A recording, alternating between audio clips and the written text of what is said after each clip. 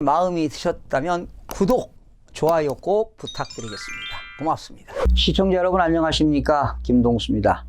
정부의 12.16 주택시장 안정화 방안이 나온 이후 집값 상승에 대한 기대감은 급격하게 냉각되고 있는 모습입니다. 부동산 업계에 따르면요, 송파구 잠실 주공 5단지 전용면적 76.49제곱미터는 12.16 대책 발표 이후 호가가 20억 원 밑으로 떨어졌습니다. 대책 마련이 되기 전까지만 해도 집주인들이 21억 8천만 원에 내놓던 매물이 최근에는 19억 7천만 원에서 19억 8천만 원 수준으로 약 2억 원가량이 떨어졌습니다. 대책 발표 직전 최고 23억 5천만 원에 호가하던 로열층 가격도 현재 20억 원으로 3억 원 이상 가격이 떨어진 상황입니다. 강남구 대치동 은마아파트 76.79제곱미터도 이달 말 잔금 지급을 조건으로 최대 1억 원 정도 낮은 19억 원대의 급매물이 출현하는 등 시장의 열기가 한풀 꺾인 것 같습니다. 일단 정부가 재건축이나 초고가 주택에 대한 강력한 대출 규제 신호를 연이어 보내면서 상승 열기가 꺾였다는 분석입니다. 종전에는 집값의 최대 40%까지 대출이 가능해 전세를 끼고도 추가 대출을 받을 수 있었지만 12.16 대책 이후 시세 15억 원 초과 아파트의 대출이 전면적으로 중단되면서 갭 투자 자체가 어려워진 것입니다. 당분간은 시장의 관망세가 커지면서 거래도 뜸해지는 전형적인 조정 국면이 당분간 이어질 것으로 보입니다. 하지만 부동산 시장 최대 변수로 떠오르고 있습니다. 4월 15일에 국회의원 총선거가 있지만 선거보다는 지금 세금 보유세가 강화됐죠. 양도소득세도 강화됐습니다. 얼마나 정부가 대출을 규제하고 있습니까? 세금 문제라든가 대출 문제, 청약 등 망라한 초강력 규제가 주택시장의 향배를 좌우할 것이라는 관측도 나오고 있습니다. 4월 이후 본격적으로 적용되는 민간택지 분양가 상한제, 6월까지 다주택자가 10년 이상 장기 보유한 조정 대상 지역 주택에 대한 양도소득세 중과 배제 등의 이슈를 전후로 매도인과 매수인 간의 치열한 눈치 싸움이 전개될 것으로 예상이 됩니다. 12.16 부동산 대책의 종합부동산세나 양도소득세 강화, 공시가격 현실화율 제고, 15억 원 초과 주택담보대출 금지 등의 강력한 조치들이 최소한 상반기까지는 주택시장에 크나큰 영향을 미친다는 전망도 나오고 있습니다. 그런데요, 지금 12.16 부동산 대책을 보게 되면은 임대사업등록 혜택이 축소되고 있습니다. 그리고 특별히 자금 출처 등 거래 내역 조사가 강도 높게 진행되면서 당분간 주택의 구매 심리가 위축될 가능성이 커 보입니다. 그런데 지금 부동산 전문가들을 보게 되면 집값 동향 분석이 아주 다양합니다. 오른다는 사람도 있고 떨어지는 사람도 있고 보합세도 있고 다 다른데요. 6월 말까지 시행하는 한시적 양도소득세 중과 배제 조치로 보유세라든가 양도소득세 부담을 줄이려는 다주택자들의 급매물로 실거래 가격이 상당폭 하락할 수 있다는 내용과 또는 서울 집값 상승폭이 둔화될 수 있다는 예상도 나오고 있습니다. 전반적으로는 서울 집값이 강보합세 점치는 전문가도 있습니다. 이렇게 예측만 무성합니다. 그러나 아무도 알 수 없는 거 아니겠습니까? 이번 정부 대책으로 서울 주택시장은 최소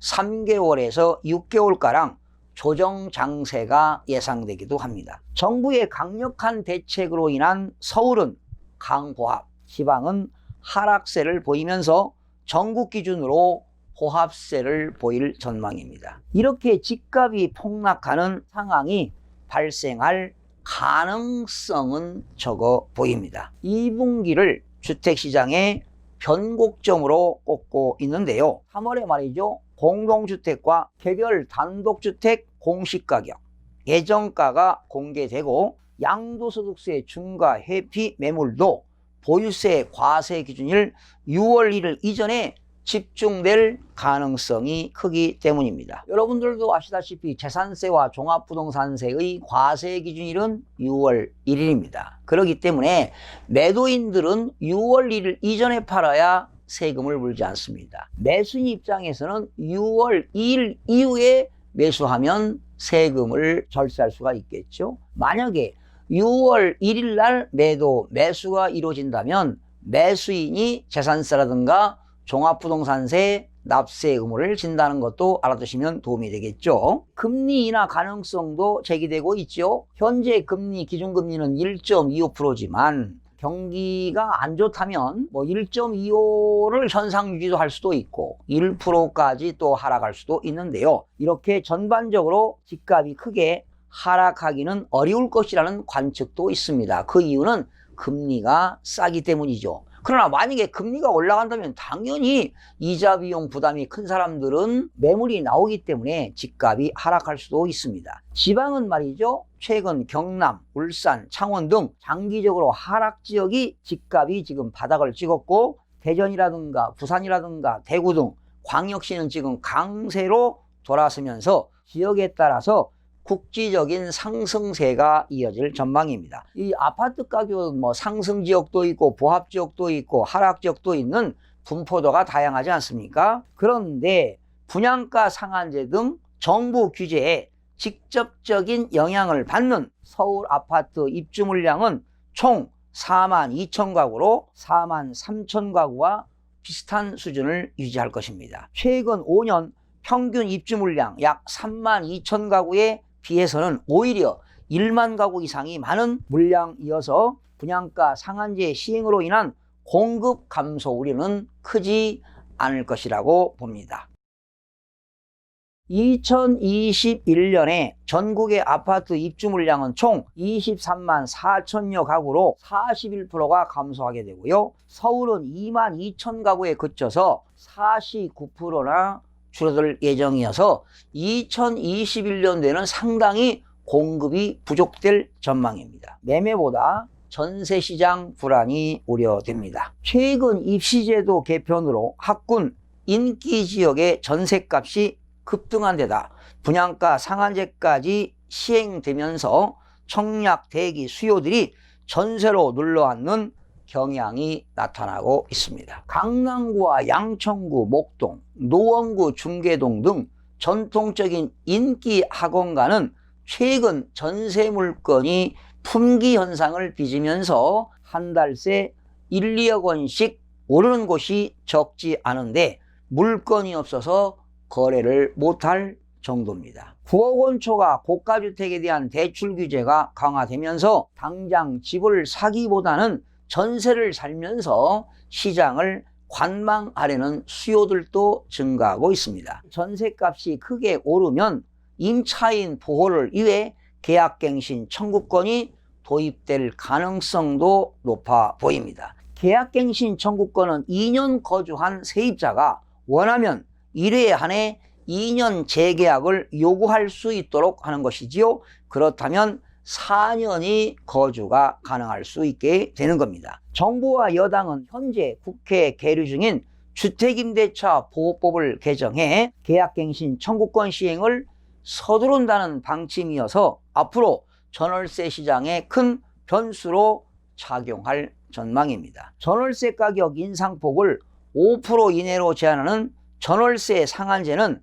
단기적으로 전세값이 폭등할 우려가 커 정부와 여당 모두 도입에 조심스러운 입장인 것으로 전해지고 있습니다. 청약시장도 달아오를 전망입니다. 강동구의 둔촌 주공, 강남구 개포 주공 1단지 등 이미 관리처분 인가를 받고 분양가 상한제를 피해갈 재건축 단지의 일반 분양 물량이 내년 중으로 쏟아질 것입니다. 이들 단지가 상한제 대상은 아니지만 주택도시보증공사의 분양가 규제를 받는 로또 아파트가 적지 않아 청약 만점에 가까운 대기 수요가 대거 몰리면서 일부 과열도 우려되고 있습니다. 주택시장의 시사점을 좀 살펴보겠습니다. 분양가 상한제가 본격 시행되면 상한제 지역과 비상한제 지역 간 청약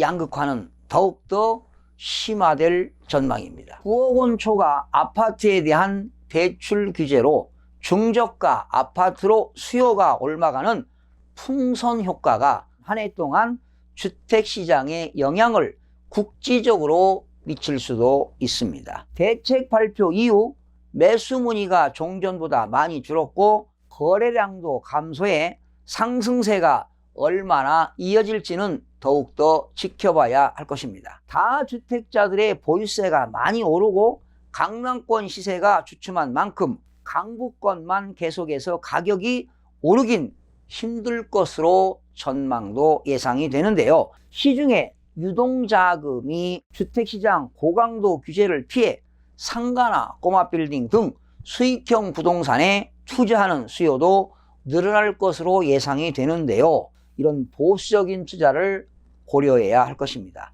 철저한 임장활동을 통해 공실률도 확인해 보시고 철저한 권리 분석으로 투자 수익률 분석이 요구가 됩니다. 잘못 투자로 막대한 재산상의 손실이 발생할 수 있음을 꼭 유의하시기 바랍니다. 특히 주택 매수를 원하는 분들은 주택 매매가격 변동률을 확인하시면서 주택가격 동향을 자세하게 살펴보시기 바랍니다. 시청해주신 여러분 대단히 고맙습니다. 최선을 다하겠습니다. 내일 아침에 찾아뵙겠습니다. 마음이 드셨다면 구독, 좋아요 꼭 부탁드리겠습니다. 고맙습니다.